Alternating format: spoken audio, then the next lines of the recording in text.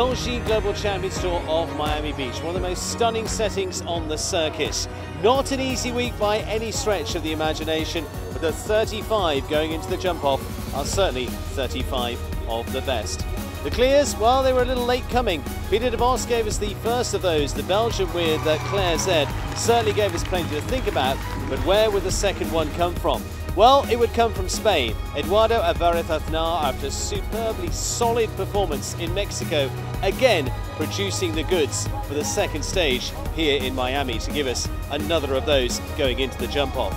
Would Scott Brash and Ursula replicate their rounds from Mexico? Would they be champions once again? So near. The last fence just going down for the Scotsman would deny them a place in a jump-off, but it is a venue where he's won before. Basim Mohammed, already a winner this week as well, was the next to come into the reckoning. Jumping clear on the big jumping Gunda would be one to be reckoned with in the jump-off stages. Edwina Tops-Alexander, winner here in 2016 and here with California. Would the sunshine benefit them? They've been back after a little bit of an upset during the week, but they were on top form to produce a clear to go right the way towards the end. 5 qualifying for the jump-off in all, and it was going to be one to go right to the wire.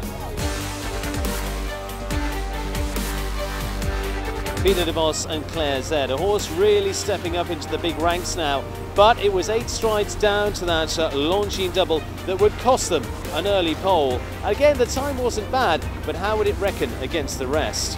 It was the same for Eduardo Aznar. He was a little steadier on the pace, trying to put himself in the mix with a clear, but that strategy didn't quite pay off with the fence coming down, putting him further down the ranking. Dara Kenny, a man who's produced the goods again and again, a podium finisher in Paris before now, was one that would go for it, but just, again, 4 faults denying this pairing, being at the top of the line. It left 2 in the order.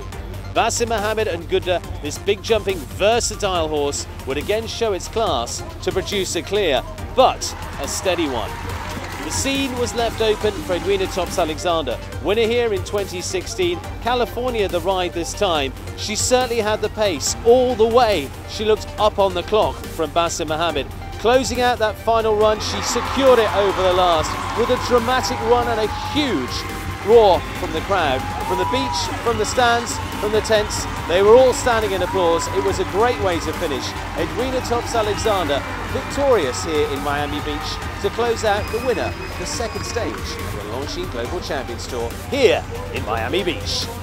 My horse felt amazing from the first jump she did today until the last jump, and I just kept my cool and stayed relaxed and tried to focus a little bit, and it all worked out really well. To be winning here again is amazing. Into the playoffs, exactly.